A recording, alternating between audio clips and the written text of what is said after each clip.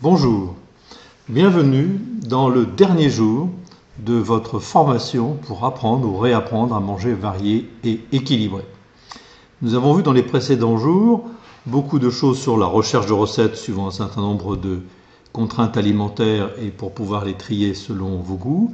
Nous avons vu ensuite comment utiliser le planning pour gérer une partie de son alimentation, surtout pouvoir tenir compte de son alimentation pour les propositions de repas des jours précédents. Vidéo précédente, nous avons vu le journal de votre alimentation et la possibilité donc de faire une analyse nutritionnelle par rapport à ce que vous consommez. Donc maintenant, une fois que vous avez pu identifier un certain nombre d'excès ou déficiences, nous allons vous montrer le dernier outil de simulation qui vous permet de rechercher comment améliorer l'équilibre de votre alimentation à l'aide des fonctionnalités que nous proposons dans ce petit simulateur. Donc tout d'abord, vous avez une première application qui est un hit parade des aliments par nutriments. Donc vous l'avez à la fois sur l'application web et à la fois sur l'application smartphone. Donc là, il suffit simplement de choisir le nutriment que l'on veut et il s'affiche à ce moment-là le hit parade par rapport à la base SICAL des aliments qui apportent le plus de ce nutriment. Une fois l'aliment choisi dans cette liste-là, eh bien on peut voir comment se positionne cet aliment sur l'apport global de ces nutriments.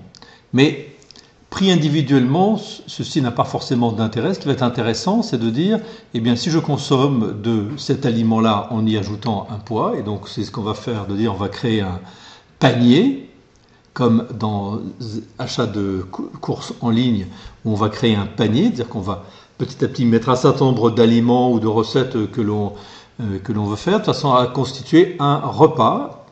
Et on peut même faire jusqu'à une journée si on le souhaite, de façon à pouvoir aussi voir comment en choisissant des aliments, eh bien on arrive à avoir une orientation nutritionnelle différente.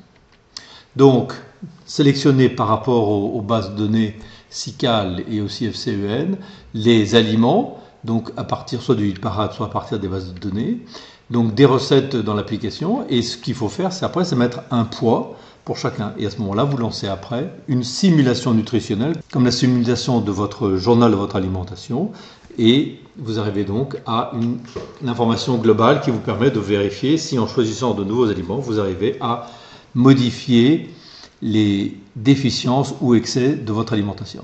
Je vous propose une petite démonstration pour, sur un exemple assez simple, montrer comment cela se passe.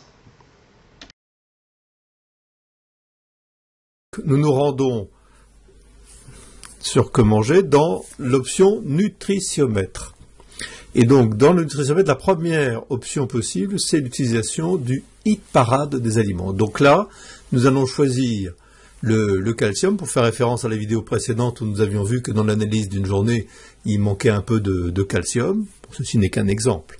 Et donc nous allons regarder quels sont les aliments qui apportent le plus de calcium. Donc là, nous voyons par exemple que le gruyère apporte 1020 mg pour un besoin de 900 mg par jour. Bon, et donc là, on pourrait voir effectivement l'ensemble des informations nutritionnelles, mais ce qui est le plus intéressant, c'est de se dire, on va faire une simulation, et par exemple, on va se dire, prenons que 50 grammes, qui représenteraient la moitié de nos apports quotidiens en calcium, et on va voir les conséquences sur les autres nutriments de l'ajout de ce calcium. Et donc on voit là que quand même, malgré tout, il y a beaucoup d'acides gras saturés en même temps. Donc on ajoute ces 50 grammes de gruyère à notre sélection, qu'on puisse le compléter ensuite d'autres aliments, c'est ce que nous allons faire là, et donc nous allons choisir deux possibilités, soit commencer par une recette, donc on va choisir une recette au saumon, donc là on vient regarder dans la liste des recettes possibles les recettes de saumon, donc on en prend une, un filet de saumon au four, on valide, et donc là aussi on voit l'analyse nutritionnelle de la recette, on prend la quantité moyenne qui est proposée pour cette recette, et donc voilà le résultat donc sur les 34 nutriments. Ce qui va nous intéresser, c'est de rajouter cette recette à notre sélection que nous allons compléter maintenant d'une pomme. Et donc là, ça se passe en deux temps, puisqu'on va choisir d'abord l'aliment pomme, et puis on va choisir ensuite sous quelle forme nutritionnelle on prend la pomme. Donc là, c'est une pomme fraîche, pulpe et peau. C'est-à-dire qu'une pomme non travaillée.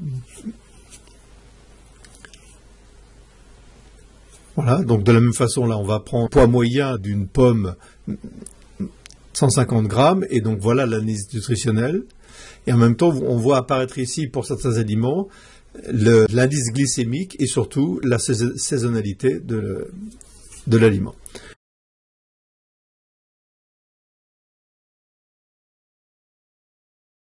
Donc maintenant que notre sélection est complète, on va l'analyser proprement dit. Donc là, on lance l'analyse complète de notre sélection. Et donc là, on voit qu'au global, on est quand même un peu gras.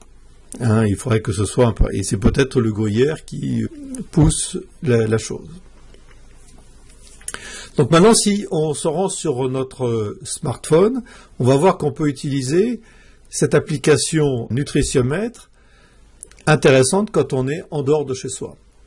Donc là, c'est la rubrique aliments, et donc on retrouve à la fois le hit parade des aliments par nutriments, et donc là on va faire la même type de consultation qui vient de rechercher le calcium, et donc dans le calcium nous allons prendre le gruyère,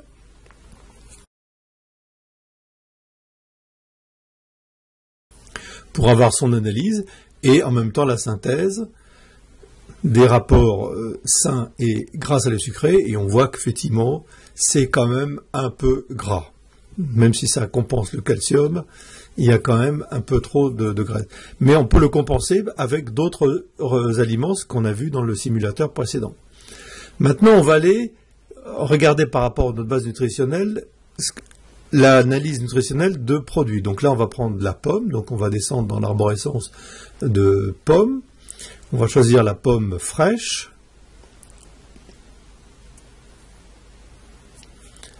Voilà, et donc là on retrouve l'analyse nutritionnelle et aussi son positionnement avec le synthèse gras salé sucré.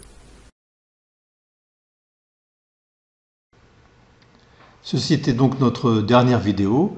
Merci de les avoir toutes suivies et nous espérons vous retrouver dans nos services Que Manger pour que vous puissiez profiter de toutes ces avancées importantes qui peuvent vous permettre de manger varié et équilibré. Donc à très bientôt.